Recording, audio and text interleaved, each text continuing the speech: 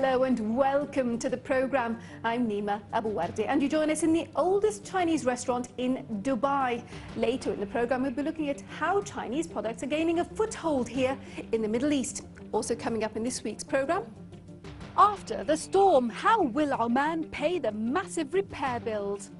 And priced out of their own country, why Egyptians are finding homes harder and harder to afford.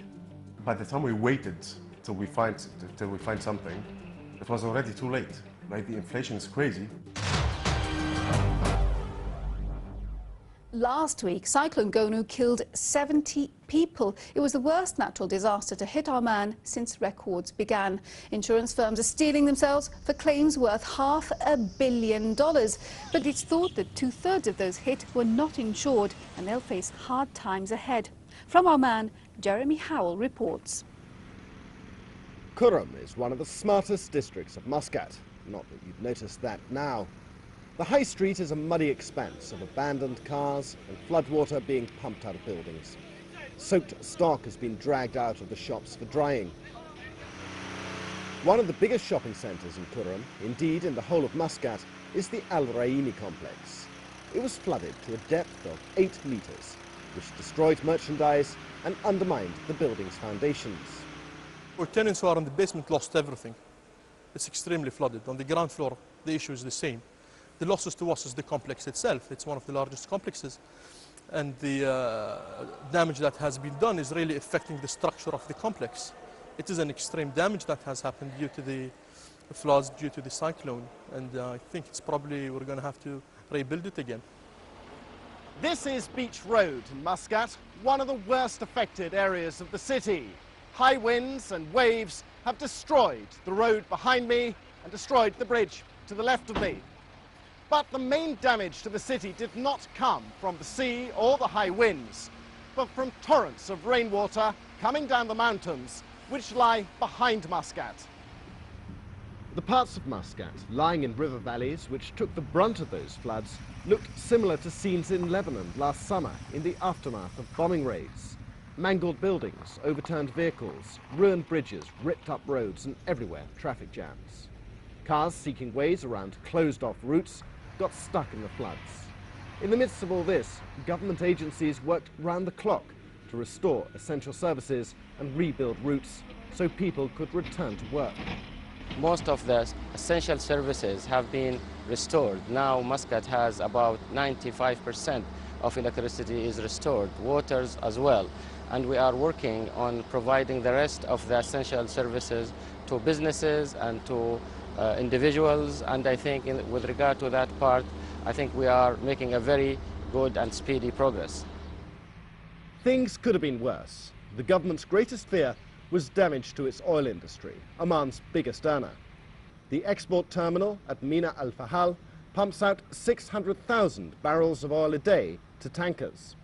It was shut for 2.5 days during the storm, but is now working at full capacity.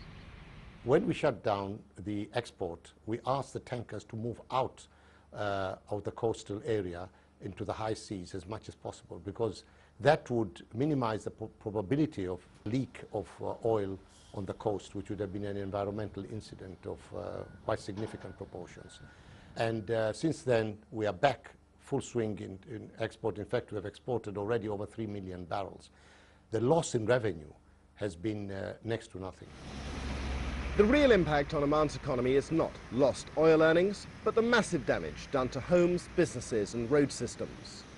Insurance companies estimate they may have to pay out $500 million in claims, making this the worst year in the industry's history.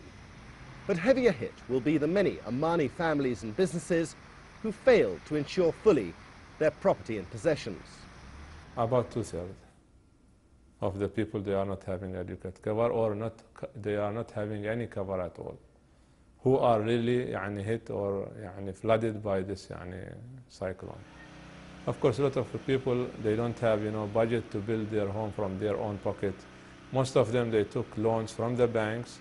The loss carried by these people will be very, very badly affecting them in their lives. What's the future for Oman? Hard times probably for families and businesses which fail to insure themselves properly. They'll probably want to make claims on the government, and that will rack up the already high bill for reconstruction. And the drop in their spending power is likely to hit many retailers hard. Jeremy Howell reporting from Muscat there. Here in the United Arab Emirates, there's a relic of a companies law which free zones like Media City and Internet City have managed to sidestep. For the first time, expatriates are able to own and run their businesses without paying any money to an Emirati.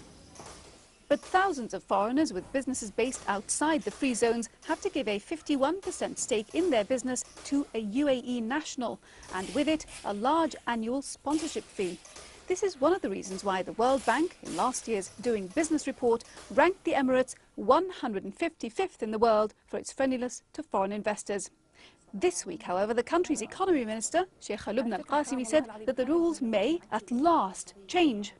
The law itself had taken longer than I expected. Coming from the private sector, I assumed things could happen within a month. It's in the Ministry of Justice at the moment, but once it goes through the cabinet and the process of the National Council, but I'm being optimistic, looking at the end of 2007, if possible. And what is on the cards now? Ownership, 70-30%? Sectors, especially in the service sector, particular sectors may actually have much more openness in terms of maybe 70%, and some aspect maybe 100%. As of today, the national sector of it does not contribute much. So why put or enforce a national ownership when we know in reality most of this actually is knowledge coming from abroad with particular specialties and specialization. But with high inflation and the high cost of living and doing business here in the United Arab Emirates, aren't you in danger of doing yourself out of business? No, it may, to me, economic growth will continue. What you may see is probably a change in the growth rate itself. However, it is our responsibility, and I think it's very critical for us, to make sure that we maintain our competitiveness. So how are you going to overcome these problems? We've established a higher entity in terms of High Council, working very closely with different emirates, curbing some of the high prices that come. Also curbing interests of cartels. We're coming up with competition law that's going to come up soon, trying to devise a structure in that whereby we can actually tackle that particular area. The most critical path for us at the moment is we actually launched, in April, we launched Consumer Price Index. What you don't have at the moment is basically a particular precise consumer index that says within the family basket of consumption, how much is this actually impacting us? 23% maybe in rent or 17%, that's not there. I do believe that the CPI, the Consumer Price Index, will be of great help to us in terms of finding out the diagnosis and in particular areas what percentage, and then tackling this directly, going to the source about it. Sheikh Lubna Al-Qasimi, the UAE's Minister of Economy and Planning, speaking to me earlier. Well, we are going to take a short break now, and when we come back, Cairo sees a boom in its real estate market with luxury villas springing up. But what is it like trying to buy at the bottom end of the street?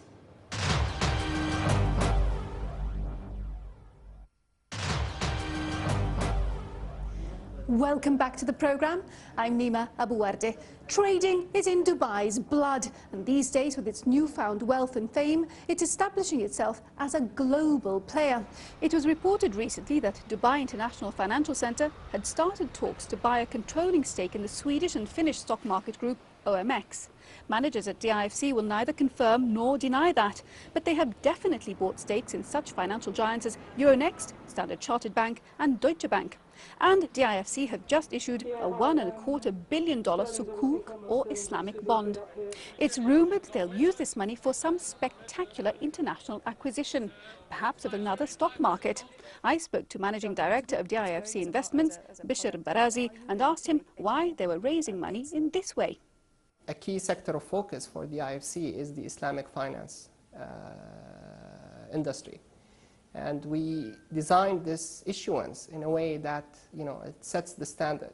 It's the largest ever sukuk to be issued, which is rated and does not have an equity element in it. Now, most of the interest was from outside this region, wasn't it? 67 came from between Europe and the Far East, 47% from Europe. The majority, however, came from UK houses. What's the next big thing for you? There are several international players who have interest in having tie-ups with us. You know, even to the extent of buying a stake in our wholly owned exchange. So we discuss with all those international parties opportunities on how can we cooperate. This might end up in cross-shareholdership or not. But there was the rumour about your bid to take over the Scandinavian Stock Exchange. No smoke without fire. I met with the CEO casually last year. Some people might interpret that as, you know, as planning for a bid. Some people might say it's just as you meet other exchange leaders across the globe. But really, you know, if we have news, we'll say it. But one way to grow rapidly is to acquire another stock exchange, for example. Are you going to do this? It's all about what really makes sense. Now, however, we have very strict financial discipline policy, so we don't do things at any cost. People think that, you know, we'll just pay anything to have this landmark asset. We don't do that. But Euronext, I mean, that puts you in a different league, doesn't it? It's a global player league now, isn't it? So once again, are you going to make any more bids? We'll definitely do, again, if it makes sense. A lot of people asked us why Euronext last year. We sent a very clear message that our plan is to be an active player in the global arena of capital markets. It enticed 7 other international players to realize that Dubai is the right partner in this part of the world, where they are interested in having